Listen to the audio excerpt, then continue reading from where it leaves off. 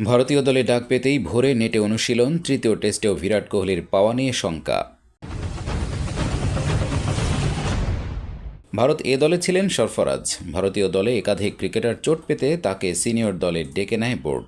রঞ্জিতে গত মৌসুমে সবথেকে বেশি রান করেছিলেন তিনি। 2019-20 মৌসুমেও রঞ্জিতে সবথেকে বেশি রান ছিল সরফরাজের। ধারাবাহিকভাবে রান করার পরেও ভারতীয় দলে ডাক না পাওয়া নিয়ে আক্ষেপ ছিল। সোমবার ডাক পাওয়ার পর তাই প্রস্তুতিতে খামতে রাখতে চাননি সরফরাজ। মঙ্গলবার ভোর 6:30টায় তিনি পৌঁছে যান মুম্বাই ময়দানে। শুরু করে দেন অনুশীলন। আহমেদাবাদে দ্বিতীয় বেসরকারি টেস্টে ইংল্যান্ড লায়ন্সের বিরুদ্ধে 160 বলে 161 রানের ইনিংস খেলেন সরফরাজ। ম্যাচের সেরাও হন তিনি। এরপরেই ডাক আসে ভারতীয় দলে। শুধু সরফরাজ নন, ভারতীয় দলে ডাক পেয়েছেন ওয়াশিংটন সুন্দর এবং সৌরভ কুমারও। প্রথম টেস্টে লোকেশ রাহুল এবং রবীন্দ্র জাদেজা চোট পেয়েছিলেন। তারা দ্বিতীয় টেস্টে খেলতে পারবেন না, সেই কারণেই পরিবর্তন হিসেবে এই 3 ক্রিকেটারকে দলে নিয়েছে ভারত। প্রথম টেস্টের মতো দ্বিতীয় টেস্টেও নেই বিরাট কোহলি। তার জায়গায় রজত পাতিদারকে দলে নেওয়া হয়েছিল।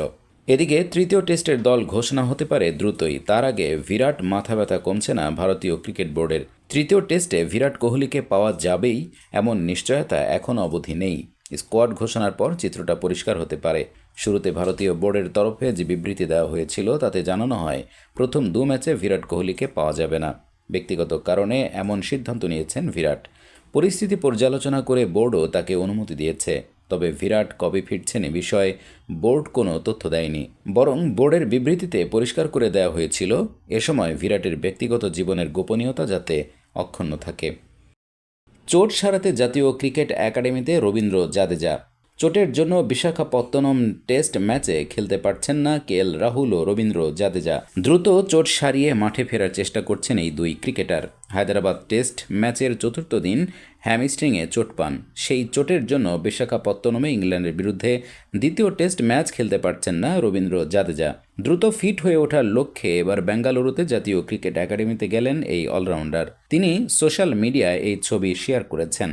আগামী কয়েকদিন এখানেই থাকবেন বলে জানিয়েছেন জাদেজা। তার দ্রুত মাঠে ফেরার অপেক্ষায় দল। হায়দ্রাবাদ টেস্ট ম্যাচে ব্যাটিং ও বোলিংয়ে ভালো পারফরম্যান্স দেখান জাদেজা। দ্বিতীয় ইনিংসে এই অলরাউন্ডার দ্রুত রান আউট না হলে হয়তো ভারতীয় দল জয় পেত।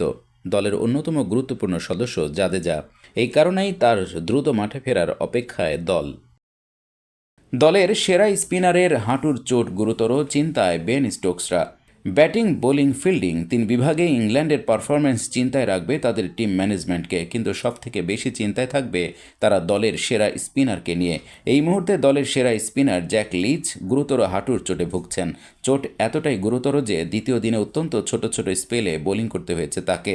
ফলে স্বাভাবিকভাবেই চিন্তায় পড়েছেন বেন স্টোকসরা। বেন স্টোকসের অধিনায়ক থাকার সময়কালে দলের প্রিমিয়ার স্পিনার জ্যাক লিচ হায়দ্রাবাদ টেস্টের প্রথম দিনে একটি বাউন্ডারি বাঁচাতে গিয়ে হাঁটুতে চোট পান। আউটফিল্ডে হাঁটু মাঠের মধ্যে ঢুকে গিয়ে সমস্যায় পড়ে যান তিনি।